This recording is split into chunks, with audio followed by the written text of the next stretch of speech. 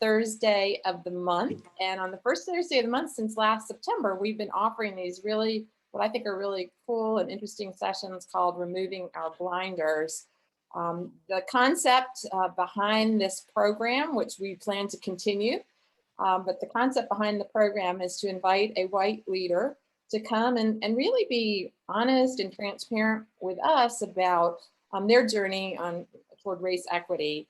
And we've had numerous wonderful speakers, as we do today. Many of our board members have participated, and we've invited many community leaders to participate as well, and nonprofit leaders.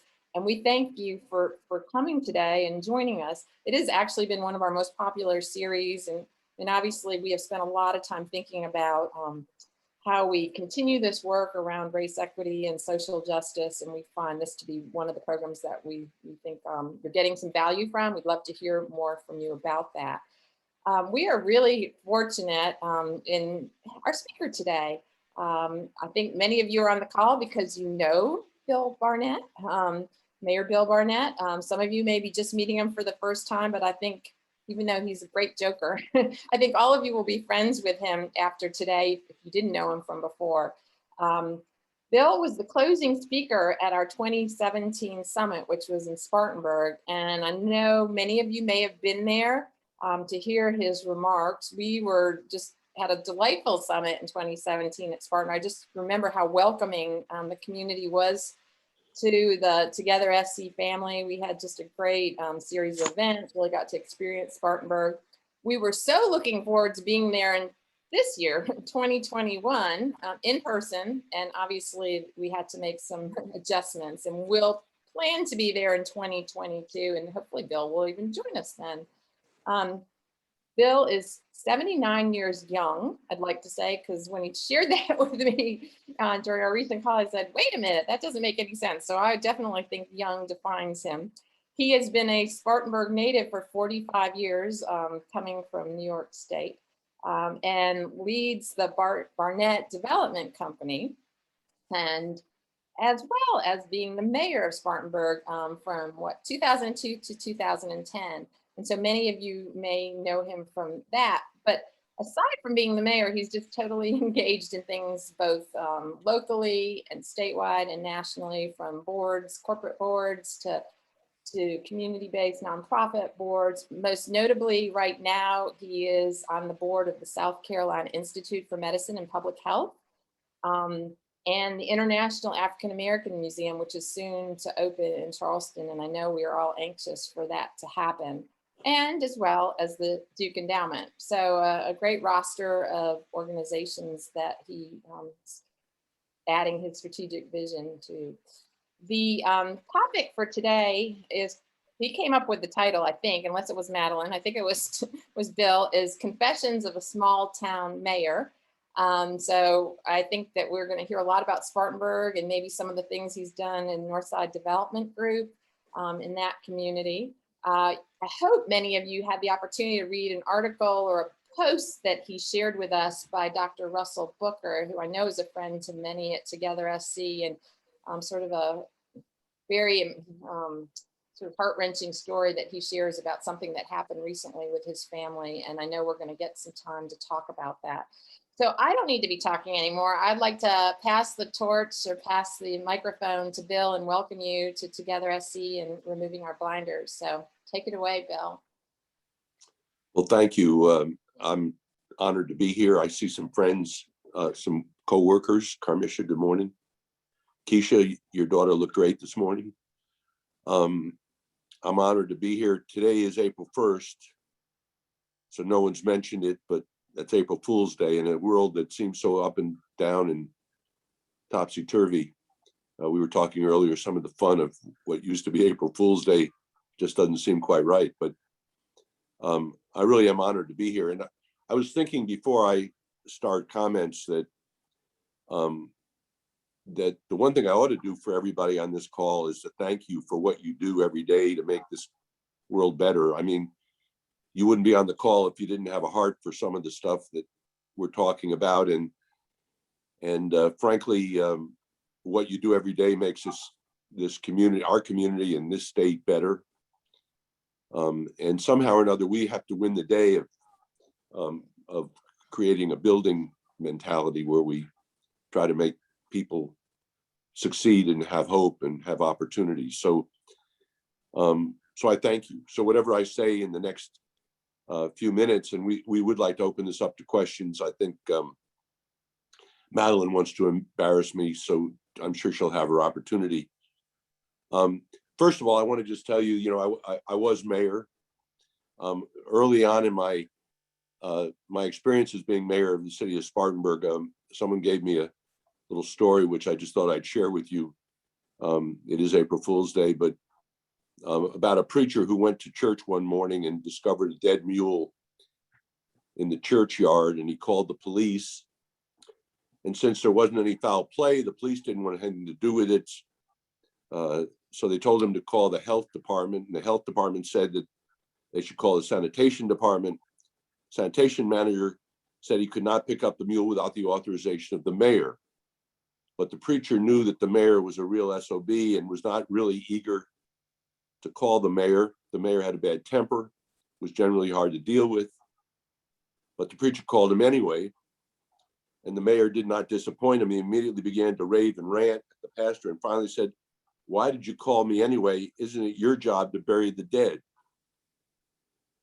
To which the preacher paused for a brief prayer, asked the Lord to direct his response, and he was led to say, "Yes, Mayor, it is my job to bury the dead, but I always like to notify the next of kin first."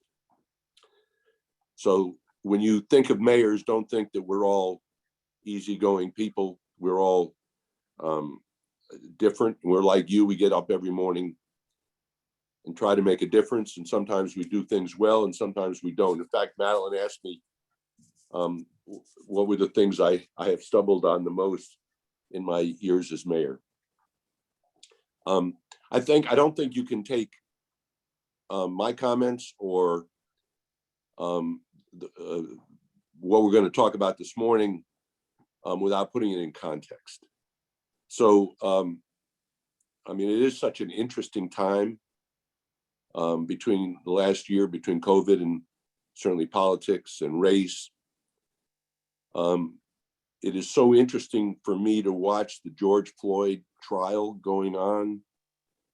It is a coming together of race in 2021 and justice. And it's sort of the culmination of a year that just doesn't seem to be real, but it was real, and we've learned a lot from it, and hopefully we can grow from those learnings. I've written some notes. I'm not an expert on race. I'm not the know-it-all who can tell you the things you have to do to be successful. My story, my views represent one man's views and experiences. So let me offer a little context about who I am. Debbie said I was 79. Actually, I'm 78. But I will be hopefully 79. I think you need to know something about me. I was born in Albany, New York. I moved here 45 years ago to Spartanburg. I never went to school from kindergarten through graduate school with a woman. I never went to school from kindergarten through 12th grade with an African American or a person of color. At my class in Dartmouth College, I think there were 700 that we entered the class with, 4 of whom were people of color. I think it's awfully important that you understand context before you hear my comments, because if one thing we've learned in the last few years of politics is you have to understand from where the information is flowing so that you can make a judgment about what that individual or what that paper or whatever it is, that source, is trying to give you by way of their slant. So I'm, that is my background. I moved here. I ran a successful company. I retired. I got roped into being mayor.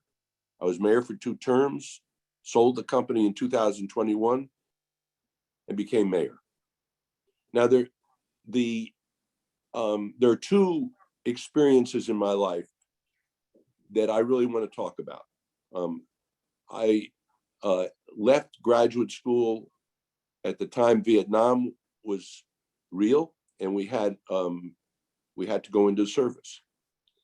So one of the experiences that has impacted my life, and I wish, frankly, that everybody in America would have to go into some public service at some point early in their career for a lot of reasons. But the Army taught me an awful lot, because for the first time I met people who were different than me. People from Kentucky, white people from Kentucky, Black people from all over the world. I think the Army, at least for me, was one of the true meritocracies that I've experienced in my life, where people actually went up and down the ladder by virtue of their skill set, not necessarily by the color of their skin.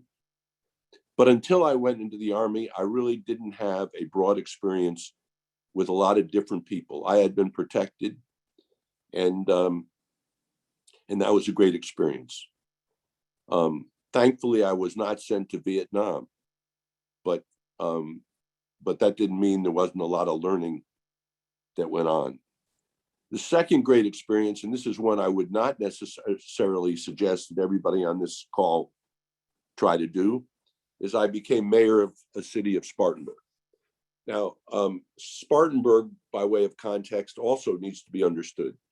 Spartanburg, at least the city, is 38,000 people roughly, 50% of whom are Black and 50% of whom are white. That's not exactly the numbers, but that's pretty close. There's almost no Hispanic population in Spartanburg, but Spartanburg is also surrounded by, within 2 or 3 miles of Spartanburg, because of our annexation laws, there's about 100,000 people. So really it's an urban population of about 140,000, but only 38,000 actually live in the city itself. But please understand that that population is split evenly between Black and white people. And what's also interesting is I succeeded a Black mayor, the first African-American mayor in the history of the community. We've still never had a woman mayor. Maybe that'll change in this next experience. We also have a lot of poverty in the city of Spartanburg, because our forefathers put, and there are people on this call that know more about this than I do, our forefathers put all of the public housing in the city of Spartanburg. So we concentrated poverty, and 25% of the people that live in the city of Spartanburg are poor. That may not be the exact number today, but pretty close, are poor by federal standards. In fact, nearly 30% of the children who live in the city of Spartanburg are poor, many of whom happen to be African American. So when we talk later about the North Side, that's just one part of our community that we've all spent a lot of time trying to reimagine, because it is a high concentration of poverty, most of which were African American citizens. So that's sort of a context from which I speak. So one of the questions that you ask is, well, why did you get this religion? Why do you feel so strongly about the reality of race in our society? What are the learnings you've had? And the reality is that in my role as mayor, just by virtue of the fact that 50% of my fellow citizens happen to be Black, I really began to learn day one about the condition of people of color in our society. Now, some of that was brought along by the fact that people gave me books. They wanted to educate me. They told me stories about the history of slavery, and I would get a book from one person telling me about all of the ways in which the white population controlled or taught Black people to distrust themselves and distrust others. But I also had a lot of other experiences. The first night that I was mayor, I think Kathy Dunley actually was working with me, maybe at that time, or certainly somewhere during that time. The very first night I was mayor, there was a large African-American gathering of educators from across the state at Mount Moriah Baptist Church. Dr. Snoddy was then and still is the pastor. And I was asked to bring greetings. That was my first deal as mayor. I was asked to bring greetings to a full house at Mount Moriah. And Charles J.J. Jackson, who was a Baptist minister in Spartanburg, still is, was the speaker. And so I go there, and there's about 15 people on the pulpit, and I'm one of them. And early on in the conversation, Dr. Snoddy turns to me to bring greetings. Now, I am the only white person in the hall, and I bring greetings. I did okay. And I sat down, and about 5 minutes later, Dr. Snoddy looked a little concerned, and he turned to me and he said, "You can leave now." And I said, "Well, do I have a choice?" And he said, "Well, they never stay." And I said, "Well, I'd love to stay." And I stayed. And of course, I've never really been to, I had never been to a Black Baptist preaching, and Charles Jackson spoke. And I mean, holy crow, he was incredible. I stayed there for 2.5 hours. And afterwards, Dr. Snoddy said, "No one has ever done that. Why are you doing that?" And I said, "Because I care. I'd like to learn." I think that was one of the first examples of trying to reach out and build a different experience for me and for the people in my community. So I've had a lot of experiences as mayor that I'd like to share a few. One of them was that I used to read in elementary schools and early learning centers to children. So there was one example on the south side of Spartanburg where I went to an early child learning facility, and there were 3 or 4 women there and about 40 children. And and they gave me a book to read, and I'm sitting amongst all these kids, and we're reading this story, and these are 3-year-olds, 4-year-olds, all African-American kids. And in the middle of the book, gunshots rang out. One person flinched in the whole room. Who was that? It was me. Everybody else was so used to that even the children didn't flinch. And then I remember a pastor who told me the story of him walking down the aisle of a grocery store. He's a big man. And he said people would walk away and find a way to get away from him in the grocery store. And then it was the kid that I met in youth court who was 14, and I met him, an African-American kid. I met him with shackles on, going into youth court because he had stolen money. And the story was so interesting. I got involved in it. The story was so very interesting in that this is a kid who got money from the government, and his sister and brother stole the money from him, and he went out and stole money for his younger brother or sister, stole a bread and food from a store, got caught, and was now going to youth court. I could have been that kid. I would have stolen under those circumstances. And then there was the woman, African-American woman, who had some mental problems and was brought to my attention. And she had she had put her car up for hock to get money to pay for her rent for her kids. And I got so involved in it, I asked her if I could have a copy of her contract where she went to one of these loan shark places. And you know what interest rate she was paying? 300%. And they were coming to get her car. So I went to the store, I went to the shop and got into a battle with the people, and they finally gave her car back. And we figured out a way to get her out of that loan.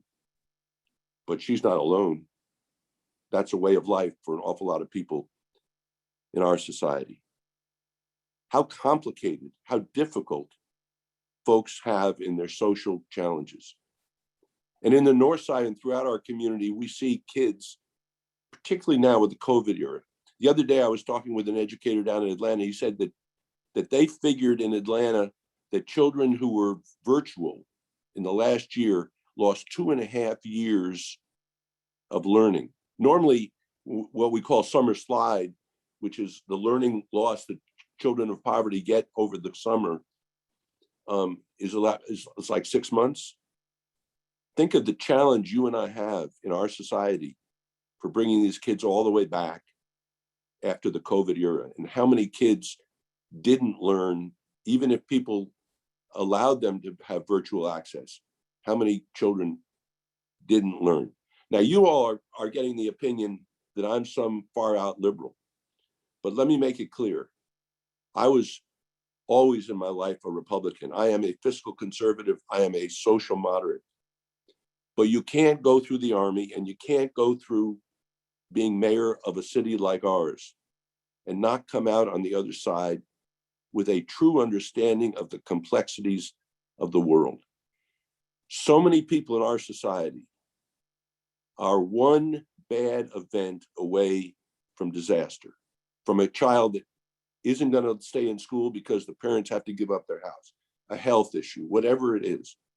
We have created a remarkable situation where the haves have it and the have-nots are always one step away from disaster. And that's what has always informed me. So I started thinking about all this stuff. I guess I'm supposed to be trying to offer you some advice or whatever. I'll try. I started to really challenge myself and ask myself, with my privilege, what is the value of what I'm doing? Not the volume of what I'm doing, not the credit I get for what I'm doing, but what is the true value of what it is I'm doing? How do we answer the question? And I ask myself this question: do I really think that intellect is distributed equally in our society? I really do. I don't think it's intellect. I don't think it's the color of people's skin. I think it's the opportunities that are presented. Now, Dr. Booker, I think, is on this call, so we're going to have some fun with his thing. But he and I have gotten into some really interesting conversation about equity and equality, outcomes, and so forth. Another interesting conversation that has informed me, and it might inform you, is that people in Spartanburg and people in your community often, I think, are look down their noses at the federal government giving assisted living help to people. But one day someone said to me, you have a nice house. I said, yes. He said, do you have a mortgage? I said, yes. And do you deduct the mortgage? I said, yes. Isn't that government support of your housing? Of course it is. And so we're all so quick to try to figure out what they do or don't deserve or need. So my passion is to begin to challenge where I can the basis that I approach my world and that I'm trying to approach others.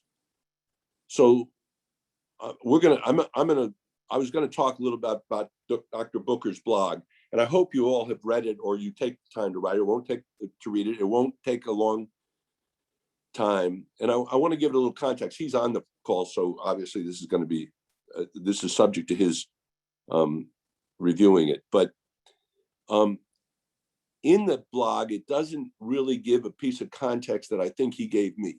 So it does mention the Ahmaud Arbery killing in Brunswick, Georgia. But what inspired him, or what I think I heard him say to me inspired him, was that a good friend of his, an African-American woman in Spartanburg, after the Arbery killing, her son, who's 12, maybe was 12, wanted to go out bike riding. And the mother wouldn't let the kid get on the bike to go through the neighborhood to ride his bike because she was scared to death that he'd be shot or hurt. And that just stunned me. Stunned me just as much as the story Dr. Booker told in his blog. So we all have a lot to learn.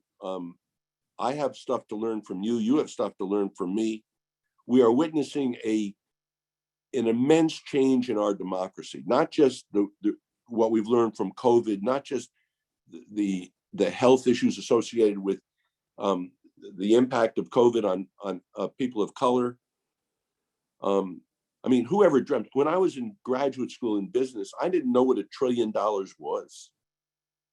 I mean, we are throwing billions of dollars around.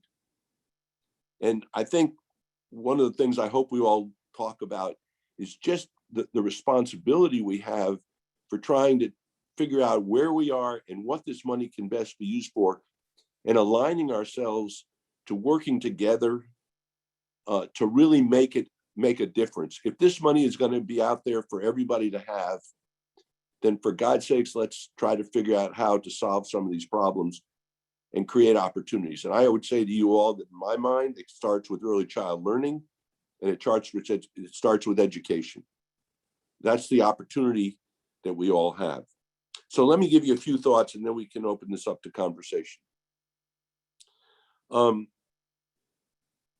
I cannot wish away generations of distrust, but all of this in one way or another comes down to some words for me. One is trust. It all has to start with trust. People either trust you or they don't. You're either trustworthy or you're not. But you're never going to get anywhere in this issue of race if we don't build trust. Another word that gets thrown out a lot, which I believe in, is proximity. If you and I are going to make a difference, we've got to get close to the problem and get involved. Mentoring, whatever the deal might be, we've got to find a way to get out of sitting in a high tower. We got to get involved. The North Side, and I have a few of my associates here, we're trying to get deep into the neighborhood to try to help people where they hurt and where they need help. Another word that I think is awfully important, I've heard it from a lot of people in the Black community, is the word heart. So there's a great example. The guy that was the head of the Republican Party in Spartanburg said to me one day that he was really upset with the NAACP because he had joined them and they didn't want him to speak to one of their meetings. And he didn't understand. I mean, it's all about people believing that you're with them and that your heart is right. Think about that. And the last thing I would mention is uncomfortability. So I give an example. I'm a big fan of mobile meals. It's a poor example maybe, but I'll give it to you anyway. You and I can write a check tomorrow to Mobile Meals, and that's terrific. They need the money. They have a need. Or we can deliver Mobile Meals, or whatever you call mobile meals in your community. And that's a little more uncomfortable, right? Or you can go to one of the people to whom the meals are given and get involved in their lives and try to help them improve themselves or have a better life. And that's really uncomfortable. So the closer you are to the problem, the more uncomfortable it probably is going to get. But if this society is going to survive, we're going to survive because we all get a little bit more uncomfortable. The goals for me are to create hope and opportunity for people. I cannot guarantee outcomes. Russell and I have talked about this. If we all got into Harvard Business School, that would be an equal opportunity, but all of us wouldn't come out with the same outcome. But we sure have to give children, whether they're Black or white or Hispanic, we don't talk much about that. We have to give them as close to the same opportunities as we have had. That's really what I hope some of this money will do. So I've talked about education. And the last thing I'm going to say happened to me this morning, besides seeing Keisha. I worked out at 6 o'clock this morning, and the young man who was training me is an African-American. I said to him, he was talking about something I've learned with working out that if I can get him talking about subjects to get him engaged, then the workout is easier on me. I mean, you all got to learn this because I'm too old to work hard. And so if I get him engaged, so I said to him, we were talking about something, and I said to him, what would you say to a white person who wanted to really learn how to help or engage with a person of color? And he thought for a minute and he said, talk to me and listen to me. And I'm not sure there's much better advice than that.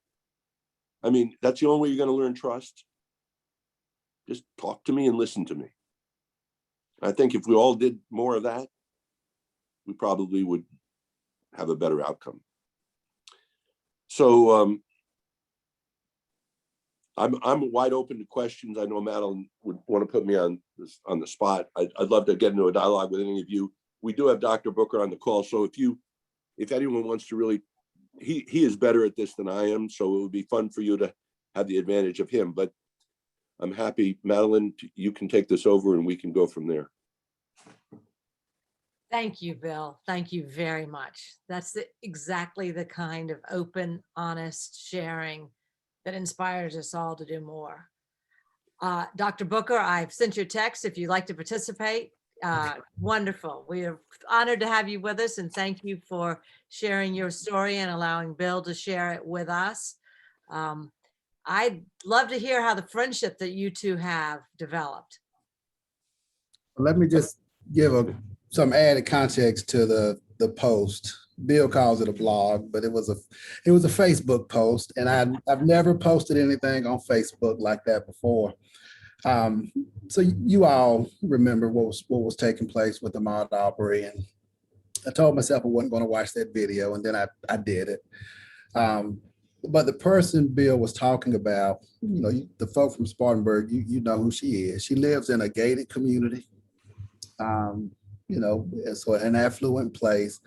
Like me, she's one of just a handful of African Americans living in those communities here in Spartanburg. And she posted something after that about her son. He was 16 at the time. And those of you who are in Spartanburg, you all know his name because he is a rock star. He's written 3 books.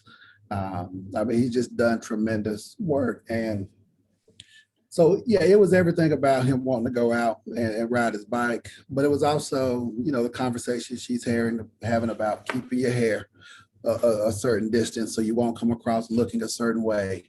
I don't want you wearing your gold chain. I don't want you wearing your hoodie. All of those things that we oftentimes share with our sons. And when she posted that, what really ticked me off were the comments. Y'all know how we do with the heart hands, oh, I'm so sorry. Oh, bless you. I'll be praying for you. And those were coming from friends of hers. And I was frustrated because no one really wants sympathy. That's not what we're trying to get to. Um, and then, I thought about my own two sons. And the other thing that prompted me to write it was there was an African American male who posted something, and rightfully so. He was upset. And then there was another person who I worked closely with who sent that to a group of white people with no context. And it was almost like that person said, I'm gonna get a good dig in on you all right now. And it didn't do a bit of good. It didn't do anything to bring about understanding. So that Saturday, as I was grappling with those two things, I just decided to put my thoughts down for myself. And it was my communications director in District 7 that said, you need to post this. So I went ahead and did it.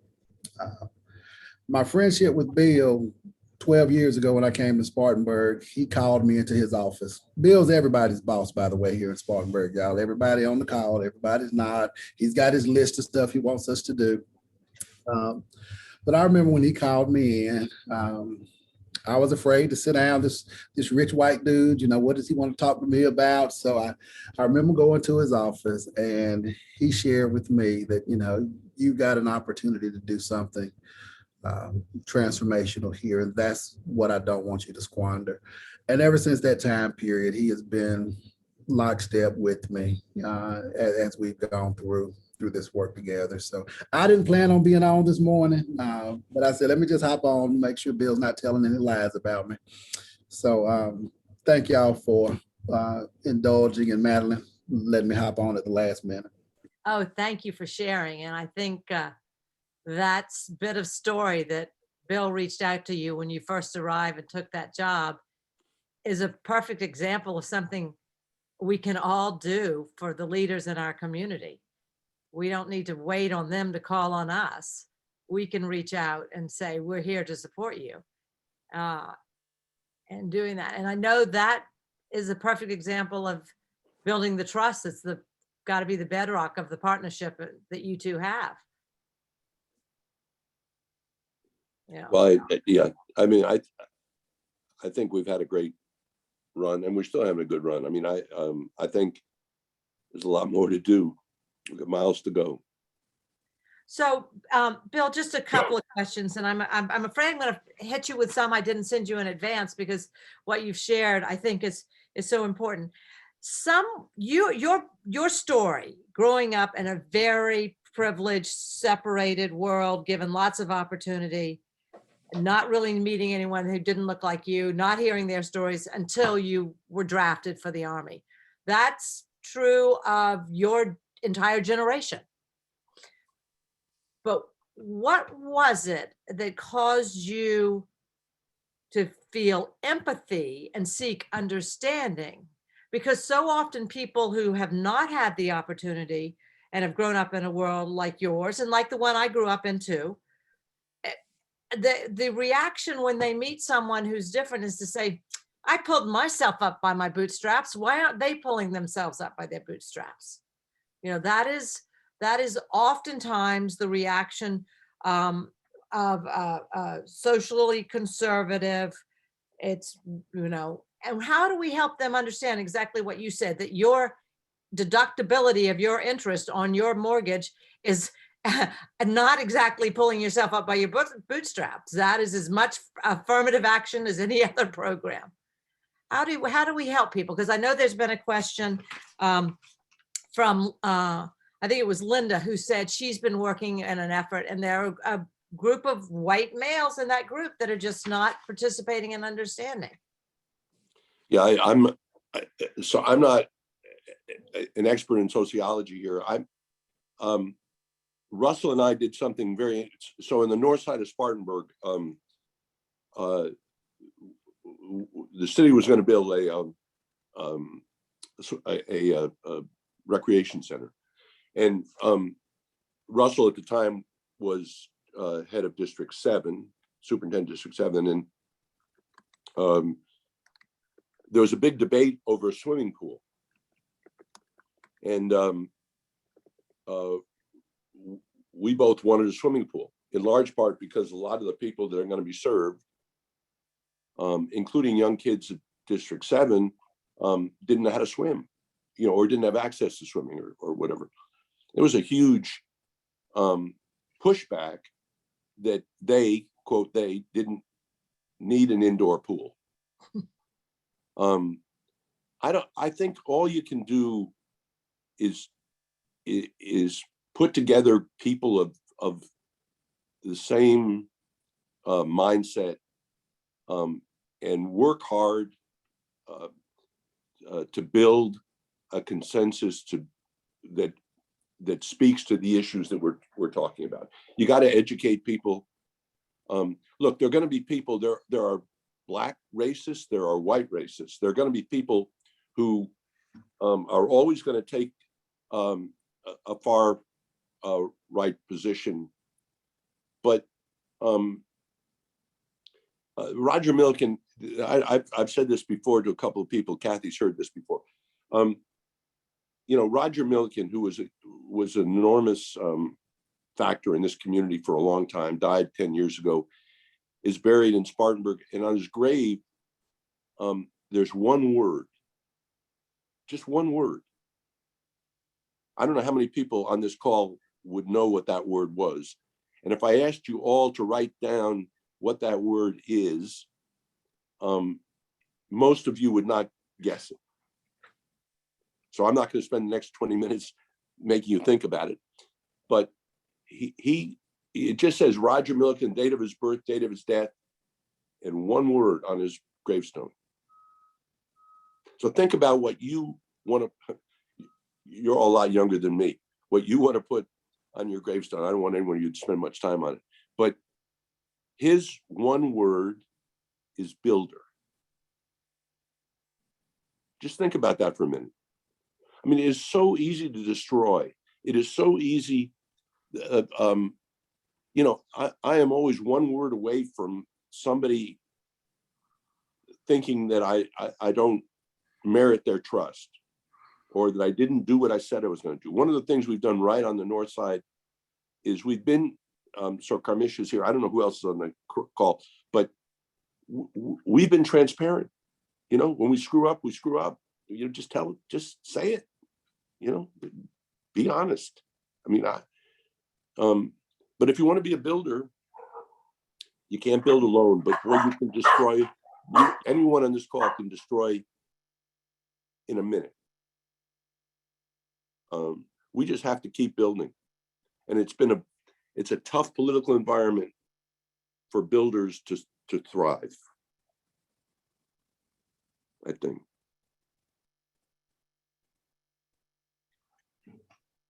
I'll chime in while Madeline's away for a second. Oftentimes when I get in the room with folk, we have this very conversation because so many people think I got here on my own. Why can't you do it? And as we're talking about economic mobility, there are three things that people have to move forward. There's social capital, there's human capital, and there's financial capital. And as people, and Kathy, you've done some of this, as we tell our economic mobility stories, what people come to find, if you do it the right way, is so you didn't actually do it. Because, as we were here, you just mentioned the fact that your grandfather set up a fund where none of the grandchildren would have to pay for college. Okay, that's not pulling yourself up. I'm glad that's the case, and that's wonderful. But you had some financial capital along the way.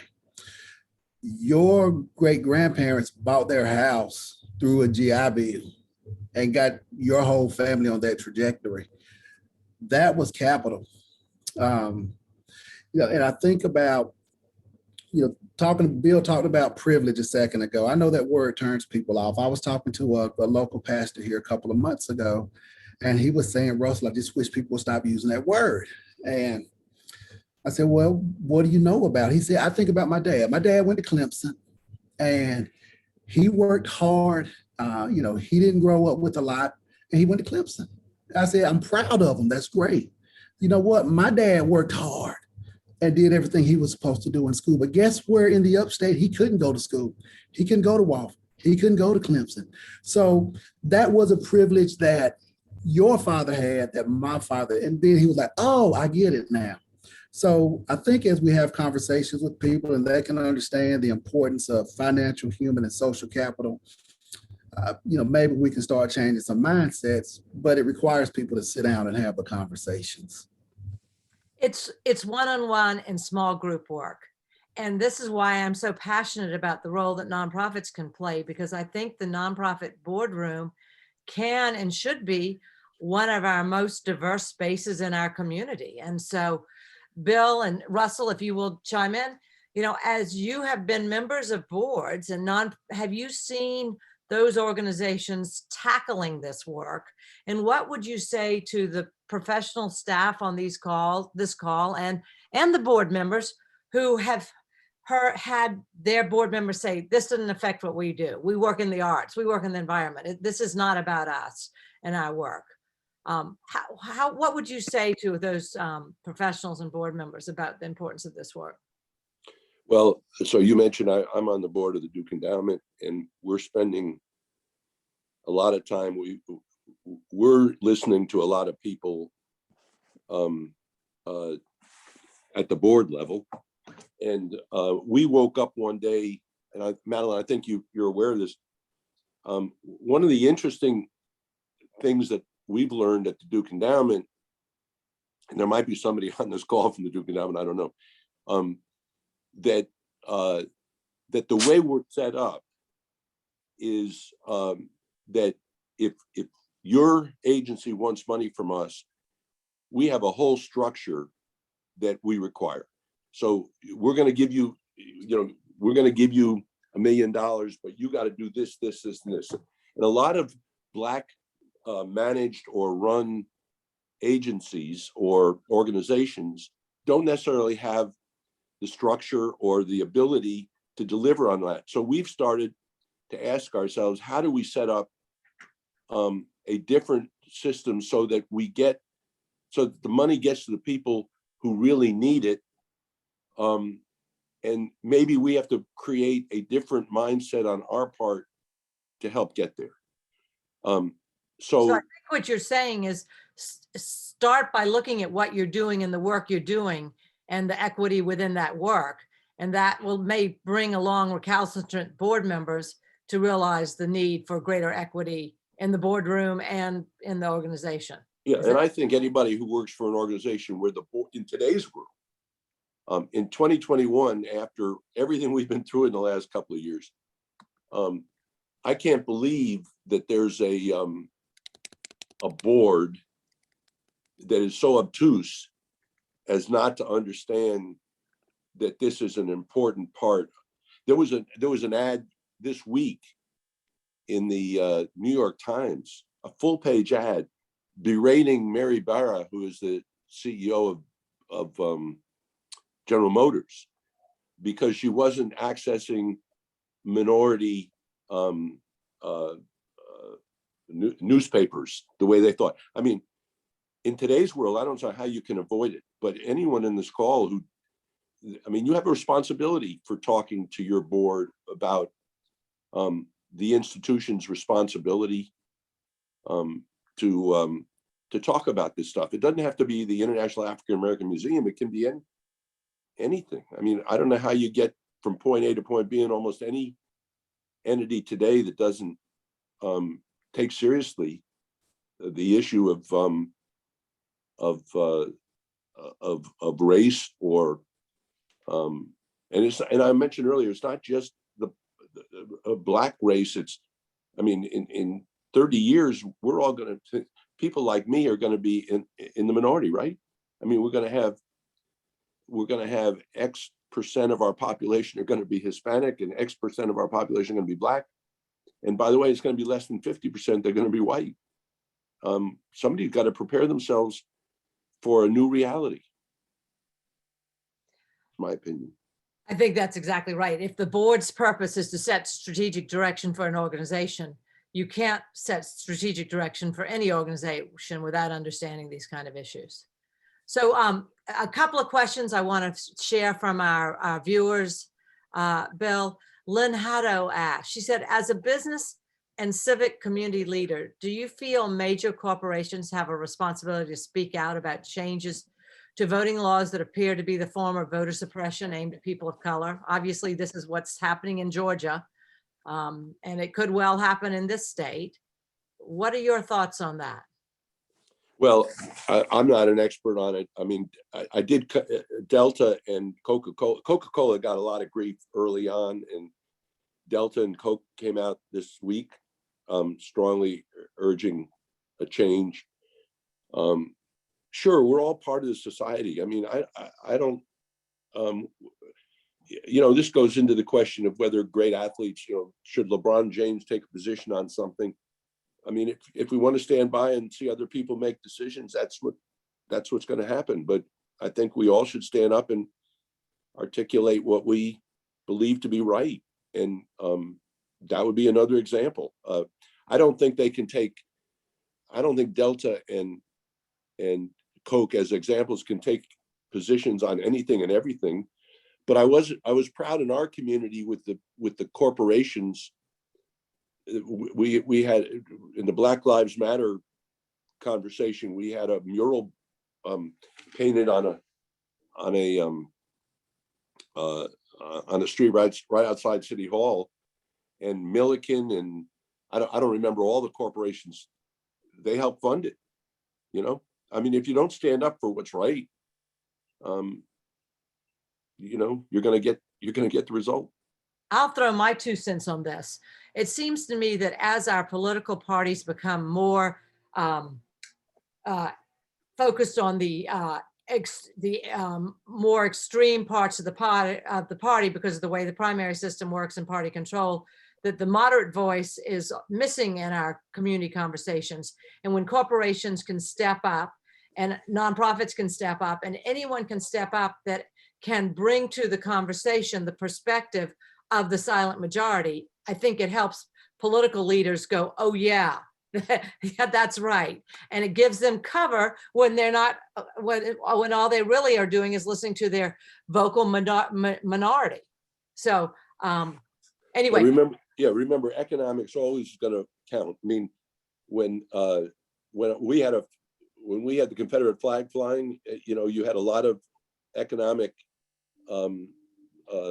challenges to our system, and you know, nobody in Georgia wants to see Coke move their headquarters out, or Delta or whatever. I mean, I think the way we're migrating to the fact that the jobs and money do speak, and you know, people, the legislators have got to understand that people are going to make decisions for their own best interests, and corporations like, you know, like Google and Amazon, everybody, I mean, they can make or break a community. Bill, I want to come back to this question from Linda, just to make sure there's nothing we're missing. She says, we're having difficulty mobilizing the white men in our group on diversity and race. Do you have any suggestions for dealing with this? And Linda, I don't know if you want to unmute and give a little more detail, if Bill's willing to do a little one-on-one case study analysis here, but I think that's what is often the case. Do you have any thoughts? I don't know enough to me. I don't think I know enough to.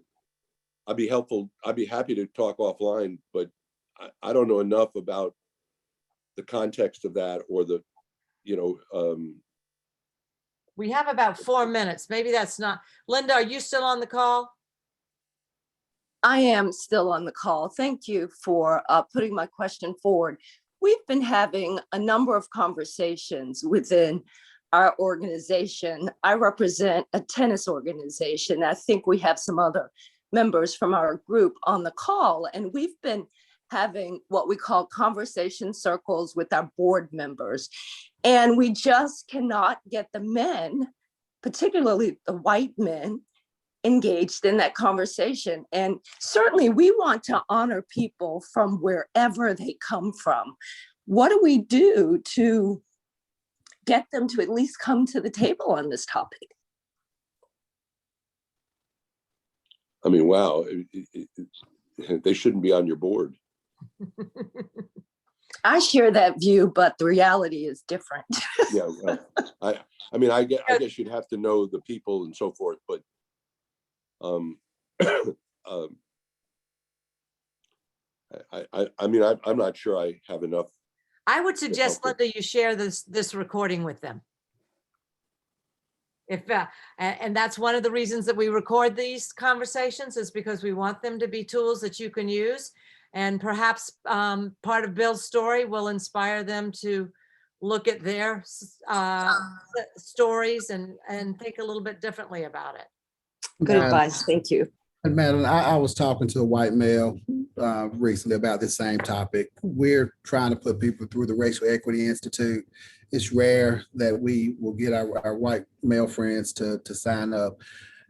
There is a fear from a lot of our white males that, yeah, if I say one wrong word, or I don't know where to start. But we've just got to make sure that they know that we'll extend some grace as we're having these conversations if they're going to be authentic. But a lot of the ones who really want to be allies and advocates are so afraid of just saying the wrong thing, and all of a sudden I'm canceled.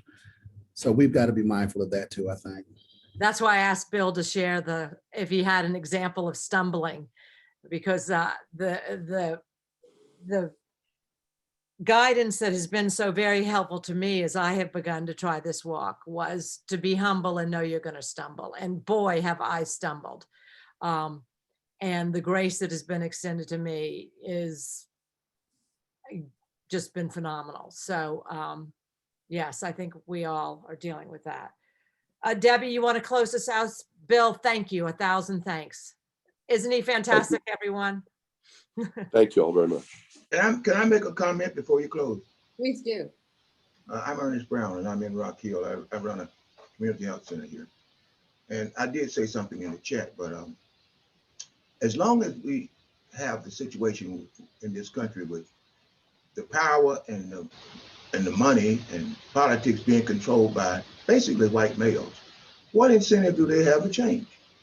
I mean, they don't fear anything. They don't fear, and that's not because I feel based. I'm in your age category, Mr. Barnet.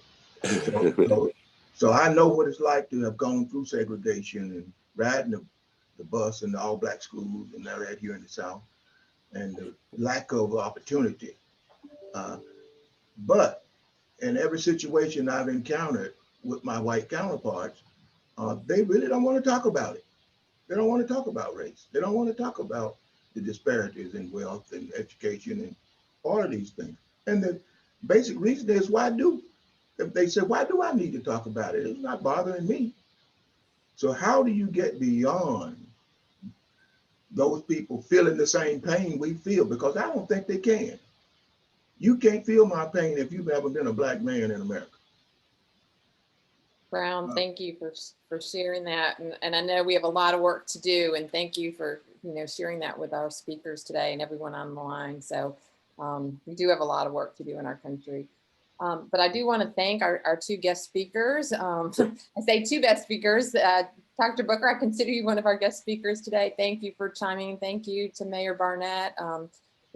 Thank you for being so transparent and sharing your stories with us. I think it was a very powerful session. And as Madeline said, I hope that many of you on the line will use this opportunity to share with others.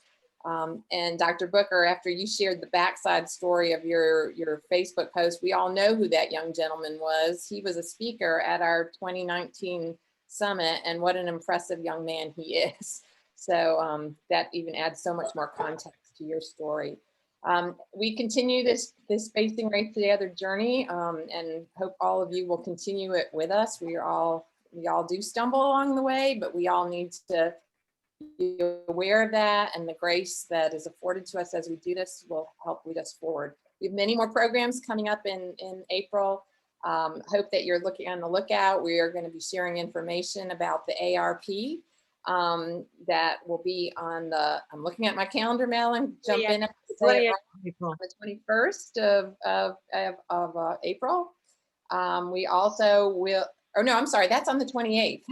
On Yeah, the 28th 21st, is ARP, the 21st is with Colonial Life and the opportunity. Colonial Life, yeah, where Colonial Life is going to share some of the funding that they're doing about racial equity, and bring to us some of their opportunities. Colonial Life Unum Company.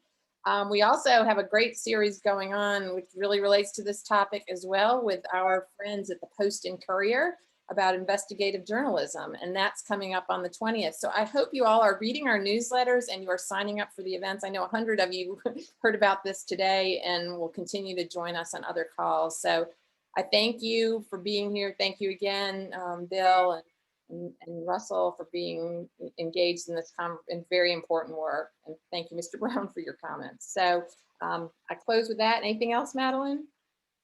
Thank you again, all. Yeah, thank you, everyone, and have a great Thursday. Bye.